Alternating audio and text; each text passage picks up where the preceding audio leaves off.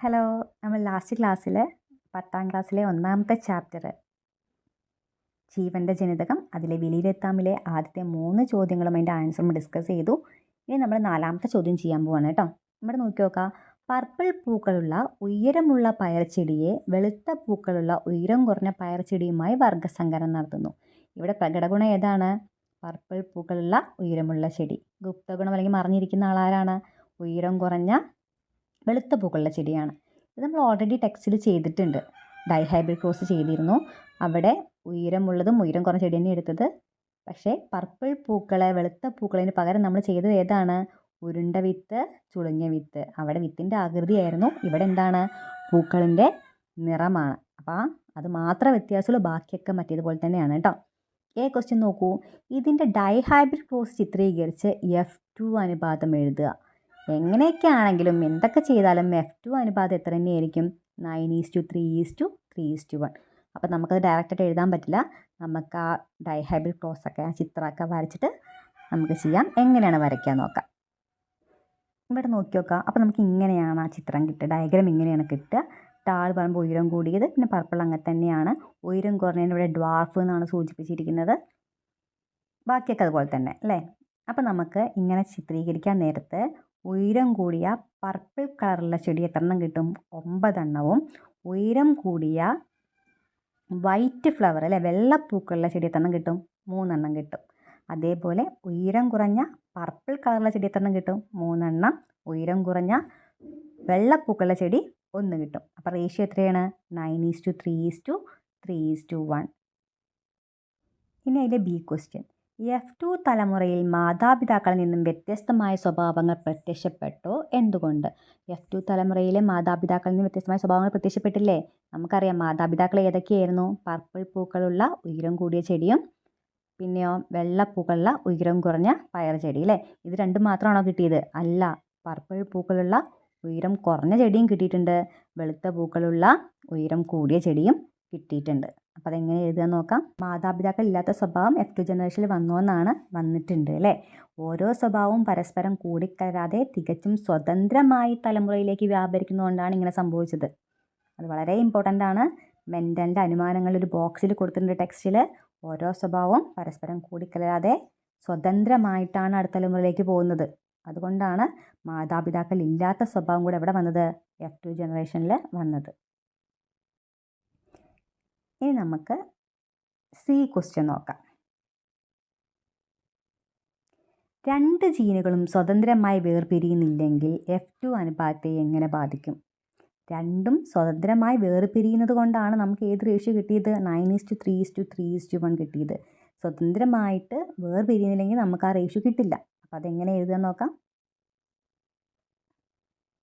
2 ജീനുകളും സ്വതന്ത്രമായി വേർപിരിയുന്നില്ലെങ്കിൽ F2 തലമുറയിലെ അനുപാതം ക്ലാസിക്കൽ മെൻഡലിയൻ അനുപാതത്തിൽ നിന്ന് വ്യത്യാസപ്പെടും. ജീനുകൾ ഒരുമിച്ച് കൈമാറ്റം ചെയ്യപ്പെടുന്നതിനാൽ മാതൃസസ്യങ്ങളുടെ സ്വഭാവങ്ങൾ, അതായത് പാരൻ്റൽ ടൈപ്പ്, അത് കൂടുതൽ പ്രബലമാകും. ഫീനോടൈപ്പിക് അനുപാതം 3:1 അല്ലെങ്കിൽ അതിനോടടുത്തോ ആകാം. ഇത് ജീനുകൾ തമ്മിലുള്ള ദൂരത്തെയും അതുപോലെ തന്നെ ക്രോസിംഗ് ഓവറിൻ്റെ ആവൃത്തിയെയും ആശ്രയിച്ചിരിക്കുന്നു. അപ്പോൾ റേഷ്യോയിൽ ചേഞ്ച് വരാം. അതെന്തിനെ ബേസ് ചെയ്തിട്ടാണ്? ജീനുകൾ തമ്മിലുള്ള ദൂരത്തെയോ അല്ലെങ്കിൽ ക്രോസിംഗ് ഓവറിൻ്റെ ആവൃത്തിയെയും ബേസ് ചെയ്തിട്ടായിരിക്കും ആ റേഷ്യോയിലുള്ള ചേഞ്ച്. ഇനി എന്താണ് ഡോമിനൻസ്, കോ ഡോമിനൻസ്, ഇൻകംപ്ലീറ്റ് ഡോമിനൻസ്? അതെങ്ങനെയാണ് വ്യത്യാസപ്പെട്ടിരിക്കുന്നത്? നമ്മൾ 2ാമത്തെ ക്വസ്റ്റ്യൻ ഡിസ്കസ് ചെയ്ത് പറഞ്ഞിരുന്നു അല്ലേ. കോ ഡോമിനൻസ് പറയുമ്പോൾ എന്താണ്? 2 സ്വഭാവം ഒരേപോലെ പ്രകടമാക്കുക.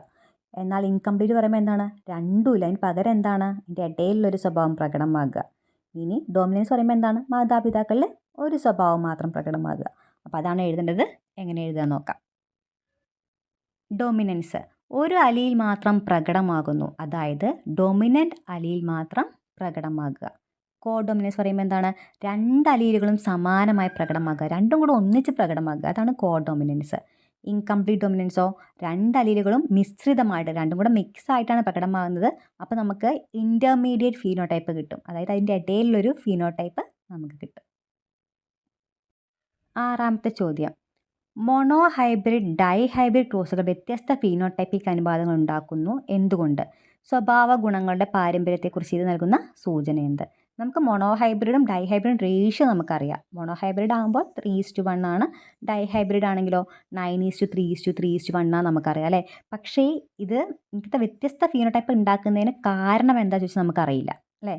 അപ്പോൾ അതെങ്ങനെ എഴുതാൻ നോക്കാം. മോണോഹൈബ്രിഡ്, ഡൈഹൈബ്രിഡ് ക്രോസ്റ്റുകൾ എന്നല്ല, ക്രോസുകൾ എന്നാണ് കേട്ടോ. വ്യത്യസ്ത ഫീനോടൈപ്പിക് അനുപാതങ്ങൾ ഉണ്ടാക്കുന്നതിന് കാരണം അവയിൽ ഉൾപ്പെടുന്ന ജീനുകളുടെ എണ്ണവും അവയുടെ സ്വയം വേർപിരിയലുമാണ്. അപ്പോൾ എത്ര ജീൻ അടങ്ങിയിട്ടുണ്ട്, അവരെങ്ങനെയാണ് സ്വയമായിട്ട് വേർപിരിയുന്നത്, അതുകൊണ്ടാണ് മോണോഹൈബ്രിഡ്, ഡൈഹൈബ്രിഡ് ക്രോസുകൾ വ്യത്യസ്ത ഫീനോടൈപ്പിക് റേഷ്യോ കാണിക്കുന്നത് കേട്ടോ. മോണോഹൈബ്രിഡ് ക്രോസിൽ ഡോമിനൻ്റ് റെസസീവ് അലീലുകൾ തമ്മിലുള്ള ഇടപെടൽ മാത്രം കാണുന്നു. അതിനാൽ ഫീനോടൈപ്പിക് അനുപാതം 3:1 ആവുന്നു. എന്നാൽ ഡൈഹൈബ്രിഡ് ക്രോസിലെ 2 ജീനുകളും സ്വതന്ത്രമായി വേർപിരിയുന്നു. അവയുടെ വ്യത്യസ്ത കോമ്പിനേഷൻ കാരണം ഫീനോടൈപ്പിക് അനുപാതം എത്ര വരും?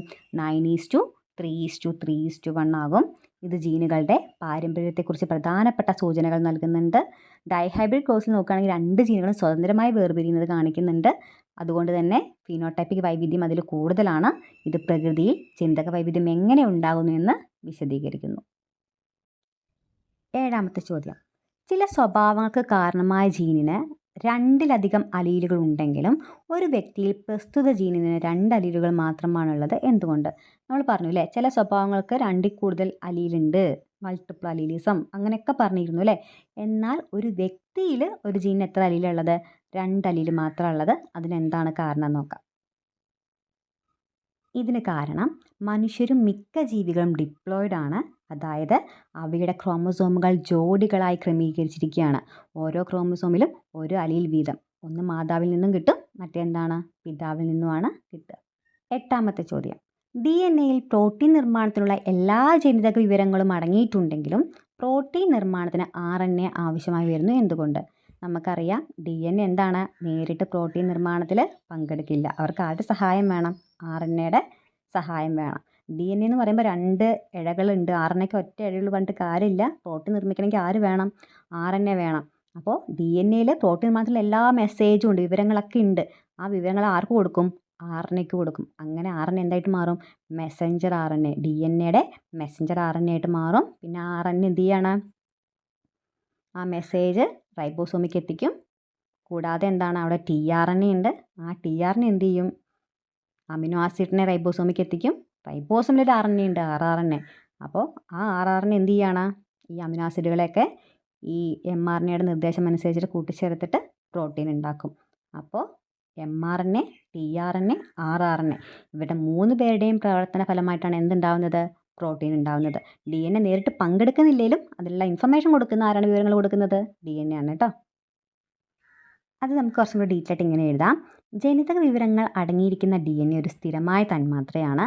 കോശത്തിൻ്റെ ന്യൂക്ലിയസിൽ സംരക്ഷിക്കപ്പെടുന്നു. ഇതെവിടെയാണ്? കോശത്തിലെ ന്യൂക്ലിയസിനുള്ളിലാണ് ഉള്ളത്. DNA നേരിട്ട് പ്രോട്ടീൻ നിർമ്മാണത്തിൽ പങ്കെടുക്കുന്നില്ല. ഇതിൽ RNA ഒരു ഇടനിലക്കാരനായി പ്രവർത്തിക്കുന്നുണ്ട്. DNA-യിൽ നിന്നുണ്ടാകുന്ന mRNA DNA-യിലെ ജനിതക വിവരങ്ങൾ പകർത്തി കോശദ്രവ്യത്തിലേക്ക് കൊണ്ടുപോകുന്നു, അതായത് റൈബോസോമിലേക്ക് എത്തിക്കും. tRNA വിവിധ അമിനോ ആസിഡുകളെ റൈബോസോമിലേക്ക് എത്തിക്കുന്നു. rRNA റൈബോസോമിൻ്റെ ഘടനയും പ്രവർത്തനവും നിയന്ത്രിക്കുന്നു. അങ്ങനെ ഈ 3 RNA-യുടെയും പ്രവർത്തന ഫലമായിട്ട് എന്തുണ്ടാവുകയാണ്? അമിനോ ആസിഡുകളൊക്കെ കൂട്ടിച്ചേർന്നിട്ട് പ്രോട്ടീൻ ഉണ്ടാക്കുന്നു. മനുഷ്യനിലെ ABO രക്തഗ്രൂപ്പ് സംവിധാനത്തിൽ ഗ്രൂപ്പ് നിർണ്ണയിക്കപ്പെടുന്നതിൽ കോഡോമിനൻസും മൾട്ടിപ്പിൾ അലീലിസവും എങ്ങനെ പ്രവർത്തിക്കുന്നു വിശദീകരിക്കുക. നമുക്കറിയാം മനുഷ്യനിലെ ABO രക്തഗ്രൂപ്പ് എന്ന് പറഞ്ഞാൽ എന്തിന് എക്സാമ്പിളാണെന്ന് പഠിച്ചിട്ടുണ്ട്?